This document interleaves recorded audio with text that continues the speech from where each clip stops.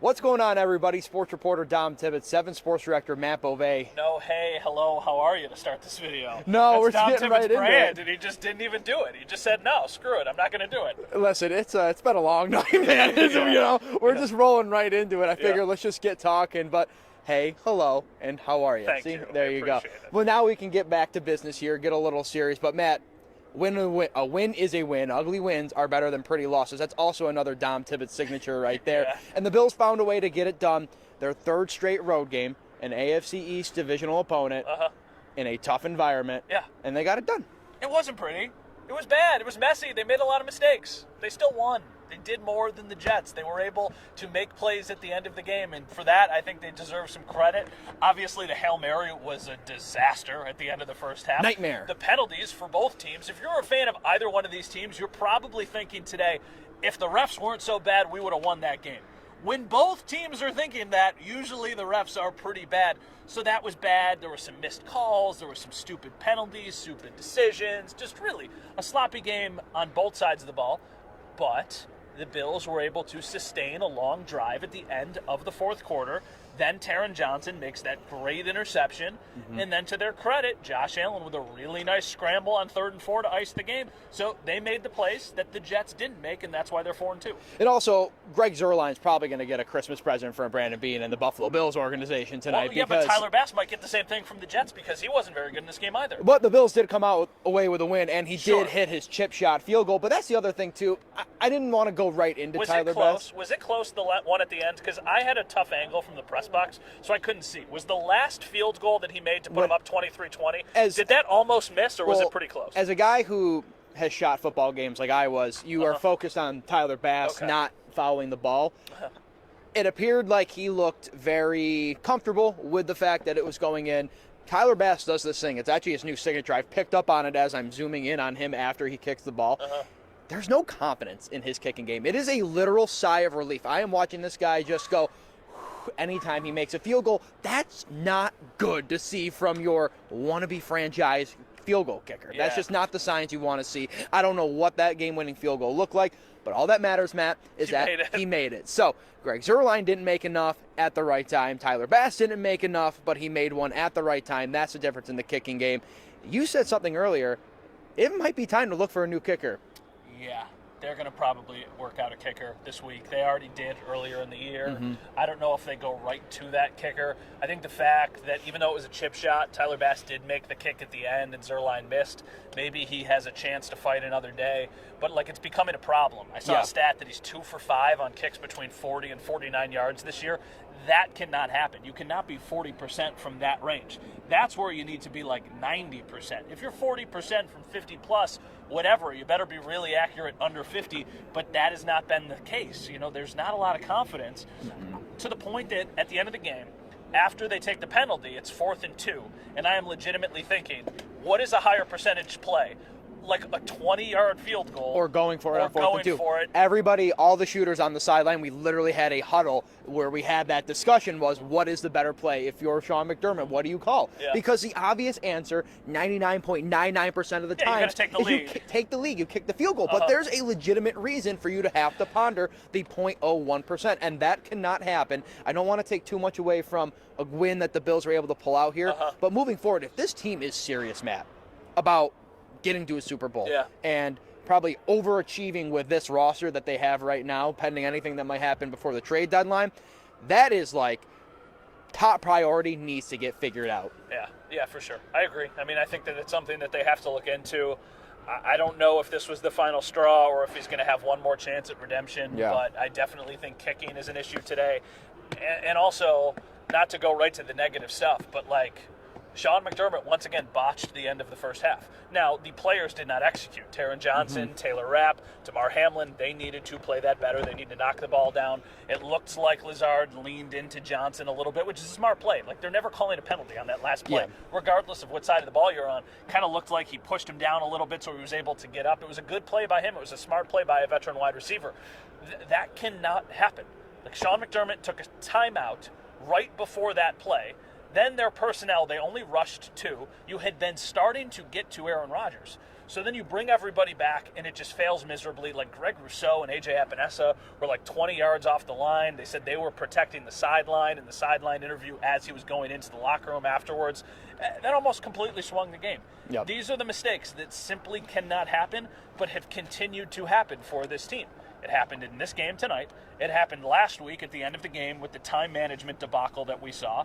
It has happened in other games earlier this year. The first game against the Cardinals where they didn't go for it. They kicked the field goal, the field goal of death that people call it. Mm-hmm. There was the thing at the end of the Broncos game where they had too many guys on the field last year. There's obviously Hail Murray. There's 13 seconds. Like, there's a lot of things. That's a long receipt. That's a long receipt. If it was a one-off, you go, oh, like random things happen. Yeah. It's become more than a one-off. They need to have better situational awareness at the end of halves and at the end of games. They just have to do that. And the only thing with the Hail Mary, I'll say, that is on McDermott. You're right. I absolutely think that is way more a player issue. I actually will take a little bit of that responsibility off McDermott. I think that's also just comes down to way more of the players needing to execute in that situation. That has been something like Taryn was there in 2019. Yeah. With the Hail Mary. 2020. Thank you. So, but my thing is, like, why take the timeout? Why give the Jets more time to figure out what they want to do? And if you are going to take the timeout, why not put better personnel on the field than Greg Rousseau and A.J. Epinesa? Now,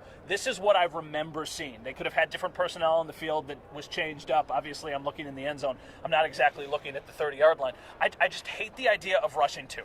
Like, why let Aaron Rodgers have all of the time in the world to make that throw? Yeah. If you rush four, maybe he throws it a little bit sooner, and it's not like it mattered having those extra guys there, right? And obviously, I know you're not trying to surrender a field goal. I know you're protecting the sideline more than anything, but that is the one play that can kill you, and it almost did in this game. It was almost the difference maker. Yeah, all right. So that's the negative.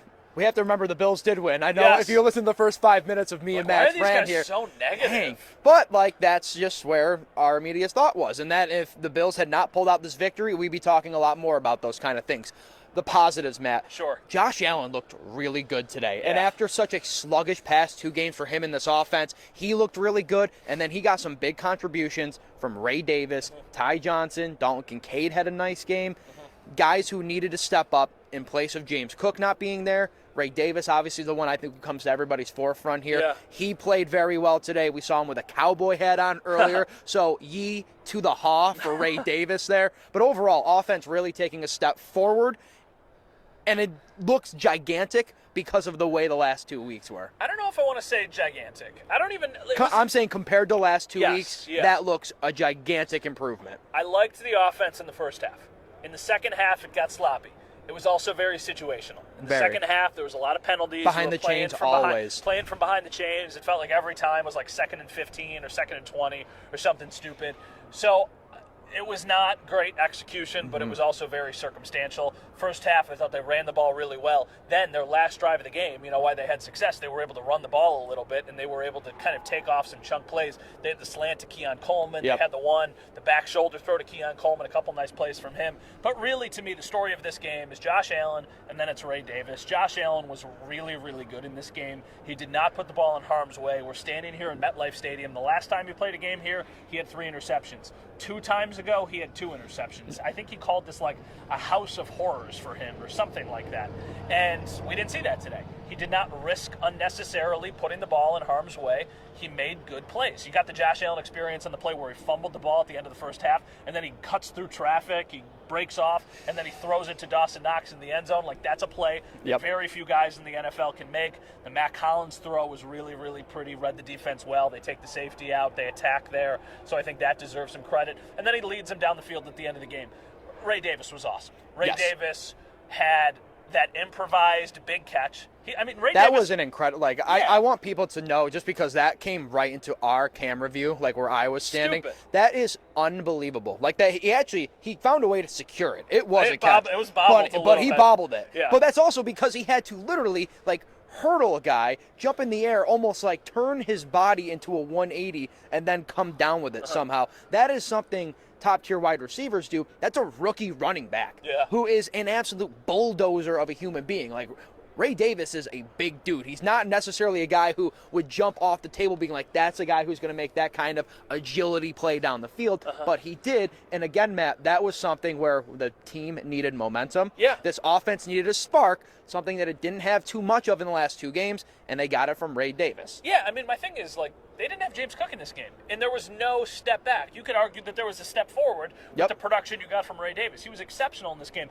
I'm not suggesting that he's going to be the guy moving forward, but it's really nice to have another guy, especially when this team has the questions at wide receiver that they do. I mean, he almost had 100 yards on the ground. He had like 96, maybe 97, and, you know, like 97. Over 150 total yards of offense over 150 for him. total yards. I thought it was a really, really impressive game for him. He ran the ball with patience, with power. It seems like he craves contact. He never goes down on first contact. I thought the run at the end of the game to make it 2nd and 5 was a nice play on a play that didn't look like it was going to turn into anything. So, yeah, I think he was great. And then I also think Taron Johnson had a huge play. Yeah. I mean, that interception. That's what you need. That's what you needed in that situation. It would have been 4th and 16. So, coincidentally, like, if you stop him on 4th and 16, it would have actually been better because you would have had him all the way down the field. Right. You would have had a little bit more options. But regardless, huge play from Taron Johnson. The fact that they can pick up the first down, I think, really, like, rewarded him for that play. That's an elite-level play from who I think is the Bills' second-best player. There were a couple plays in this game where he did look a little rusty. Garrett Wilson beat him on a slant where he looked like he was a little wobbly. But then there was another play where it broke into the backfield for a tackle for loss. So there were definitely times when he and Terrell Bernard flashed in this game. The crazy Terrell Bernard play was the one where he wasn't looking, and they threw it to Alan Lazard right on it was like 3rd and 11 down here, and Terrell Bernard just wasn't looking, or else it would have been a pass breakup or potentially even an interception. But, you know, getting a little healthier there. Still have some concerns about the safeties for sure. There were some really bad angles taken on some plays. However, Taylor Rapp and DeMar Hamlin made a great play on Garrett Wilson. The play that it was like 3rd and 11 and he almost caught it in the back of the end zone. That would have made it a 27-20 game, and they broke that up, and then they missed the kick. So that was a huge momentum swing in that game. And then there was the one at the end of the game where he broke it up. Taylor Rapp did. I watched it live. I was down waiting to get on the field. It didn't look like a penalty to me. No, it looked like he kind of like timed it perfectly. That's contact. That's just hard contact. That is the NFL. That is football. There was no PI. I went back and watched it too because, again, the way the refs were calling this, I was expecting a flag. I was waiting for one, and I was like, you know what? Let me watch. I went back, looked at the replay on the big screen. It wasn't. It was just Rapp getting to the ball at the right time. Big physical play. Bodies hit the floor. And he made a big pass breakup. There you go. Give me a final thought as we wrap this up. We've been talking for a while. No, you're good. All right, my final thought is that ugly wins are always better than pretty losses. So that goes in the fact that if you had talked to any Buffalo Bills fan and you could be, hey, I'm going to give you a guarantee. Take this right now.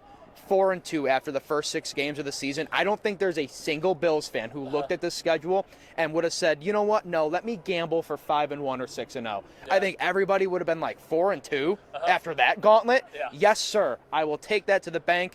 Deal, banker, as Howie Mandel would say on Deal or No Deal, right? So the Bills have gotten themselves through this first 6-game gauntlet and have come out with a, 2.5? I mean, it's really a 2-game lead, but because you own the tiebreakers against both the Dolphins and the Jets, and by the way, you beat them both on the road, it is essentially a 2.5-game lead. Obviously, the Jets schedule, you don't know what's going to happen with them. I still think that that's actually a pretty good team. I know that they've got their offense looked much better tonight because Breece Hall looked much better and Garrett Wilson's really good. And Aaron Rodgers still has a tad bit of juice in him. He's got it. The Dolphins, though, I have no idea. I heard Mike McDaniel say today that Tua's going to play in 2024, but he didn't say when. He's eligible to come off IR after next week. So, and the Patriots have already gone to rookie quarterback Drake May. So he looks better than Jacoby Brissett. He did. So my final thought, just to wrap that up, is that the Bills have won their first 6 games of the season in terms of where the expectation was and where we are sitting reality-wise. They've won those first 6 games. And I think it's a positive. To build off of your point, you would have liked a more competitive game against the Ravens, definitely. That was the ugliest game. You would have liked a lot better of a first half against the Texans. But of the last 3 games, this was the most important. The game in the division on the road against the Jets was the most important. Precisely. They were able to get the most important win there because it builds that lead. I think that's a good final thought. For me, it's they have things to clean up. But this defense getting healthier, I think, is going to continue to take steps in the right direction. It's easy to forget that they are still without Ed Oliver. He did not play in this game. Von Miller has been suspended for 2 games. They've got some games coming up that they should be able to take advantage of. Then you get back Von Miller. He showed flashes at the beginning of the season. I think getting him back will go a long way. I thought A.J. Epinesa had a great game, even though that call was the dumbest roughing the passer call ever. It was stupid. Greg Rousseau, they need more out of him.